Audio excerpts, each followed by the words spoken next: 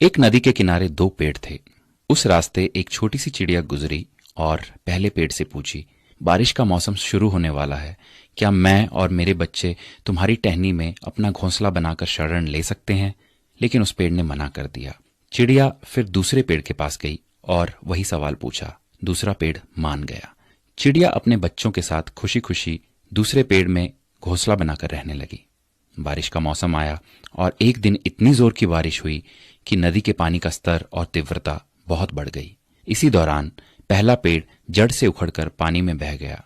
जब उस चिड़िया ने उस पेड़ को बहते हुए देखा तो कहा, जब मैं तुमसे अपने और अपने बच्चों के शरण के लिए आई तब तुमने मना कर दिया था, तो अब देखो तुम्हारे उसी रूखे बर्ताव की सजा तुम्हें मिल रही है।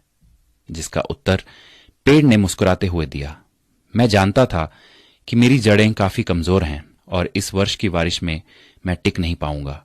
मैं तुम्हारी और बच्चों की जान खतरे में नहीं डालना चाहता था। मना करने के लिए मुझे क्षमा कर दो। और ये कहते कहते पेड़ बह गया। किसी के इनकार को हमेशा उनकी कठोरता ना समझिए। क्या पता उनके उसी इनकार से आपका भला हो।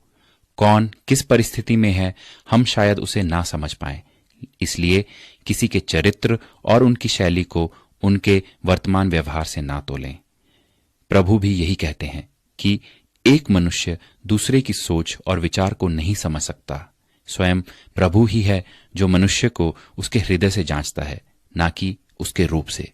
तो आइए दूसरों के बारे में ऊंच नीच से ना सोचकर सबको प्रेम और भाईचारे की नजर से देखने का प्रयास करते हैं।